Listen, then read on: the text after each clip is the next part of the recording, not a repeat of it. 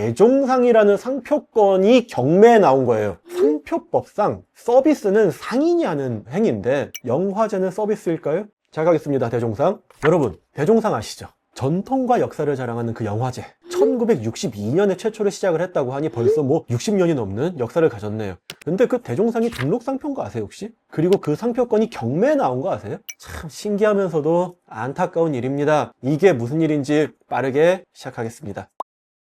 여러분, 대종상이라는 거는 영화인 총연합회라는 곳에서 주최를 해왔어요. 근데 영화인 총연합회가 파산을 함에 따라서 60회 대종상 영화제 개최가 불가능해진 거예요. 대종상이라는 거는 1962년에 정부가 주도해서 최초로 만들어진 행사였어요. 근데 1980년대에 그 한국 영화인협회로 이게 개최권이 이렇게 이양되면서 계속 해당 협회가 대종상을 주최해온 아주 오랜 역사를 가진 그런 상입니다. 그런데 이제 영화인 총연합회 최대 채권자인 한 그 원로 영화배우께서 영화인 총연합회에 파산을 신청한 게 받아들여지면서 2024년 11월 채권의 해결을 위해서 영화인 총연합회가 가지고 있던 대종상이라는 상표권이 경매에 나온 거예요. 근데 이제 뉴스에 따르면 영화인 총연합회 측은 5,500만 원의 상표권을 확보할 예정이었기에 법원에서 최저 입찰 금액이 5,600만 원으로 설정됐다, 뭐 이런 식으로 얘기를 했는데 낙찰받은 쪽, 그러니까 한국영화기획협회에서 6억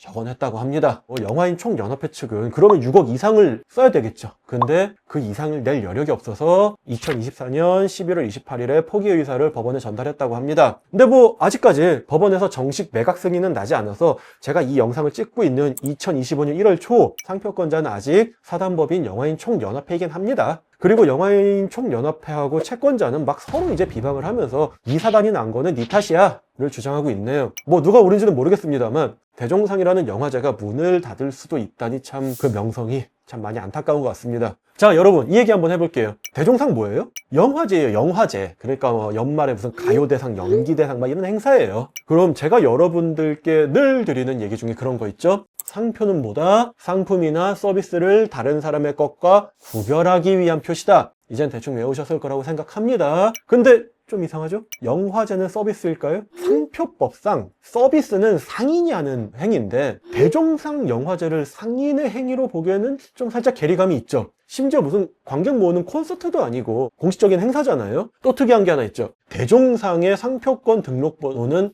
42-0003889호예요. 이것만 듣고 혹시 이상한 점을 눈치채셨다면 당신은 상표법의 상당한 고수이십니다. 바로 등록번호의 제일 앞이 42로 시작한다는 거예요. 보통 지정상품을 상품을 하면 40으로 시작하고 서비스를 하면 41로 시작하고 상품이랑 서비스를 섞으면 45로 시작을 하는데 이건 42로 시작을 하네요. 이게 뭘까요? 이건 바로 업무표장이라는 아주 특이한 상표권이에요. 법에서는 업무표장의 정의를 영리를 목적으로 하지 아니하는 업무를 하는 자가 그 업무를 나타내기 위해 사용하는 표장을 말한다고 정하고 있습니다. 그러니 대종상 영화제 빗대어 보면은 이 상표권은 대종상이라는 영리를 목적으로 하지 않는 업무를 나타내는 표장이라고 생각하시면 되는 거예요. 그래서 실제 등록 원부를 보잖아요. 지정상품도 일반적인 경우랑은 많이 달라요. 뭐 지정상품이 영화제 개최업 이런 게 아니라 공로 영화인에 대한 포상 이런 게 정해져 있어요. 그래서 업무표장은 뭐 일반 상표권과는 좀 다소 다른 취급받게 되고 뭔가 굉장히 비영리적인 느낌을 주기 마련이고 딱 이 대종상이 그 예신 겁니다. 근데 이 상표권이 이전된다? 60년 넘게 명맥을 이어오던 대종상이라는 업무표장이 이전된다? 그걸 누가 가져가나? 대종상이라는 상표를 개인이 가진다는 것을 과연 사람들이 쉽게 납득할 수 있을까?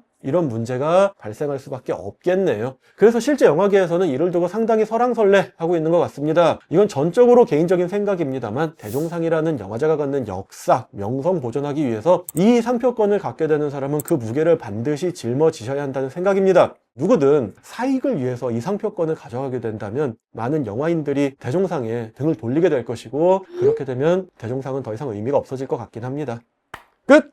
자, 오늘은 대종상과 업무 표정에 관한 얘기를 드렸어요. 전 영화인 총연합회와 채권자 중에 누구에게 문제의 원인이 있는지는 모릅니다. 다만 확실한 건 영화인 총연합회는 상당한 채무를 지게 된 것이고, 채권자는 채무를 변제받기 위한 행동으로 상표권을 매각하려 한 것이고, 한국영화기획협회는 경매 절차에 따라서 금액을 제시했으니 이 일련의 절차는 문제가 없는 것 같습니다만, 이 대종상이 갖는 정통성과 상징성에는 분명 영향이 있을 것 같습니다. 많은 분들이 대한민국 영화를 응원하고 좋아하시는데 여러분들의 생각은 어떠신지 많이 궁금해지는 주제입니다. 자, 여하튼 오늘 드리는 이 영상이 여러분의 하루에 조금이나마 도움이 되길 바라며, 다음 영상에서는 더욱 재밌고 다양한 영상으로 돌아오도록 하겠습니다. 감사합니다.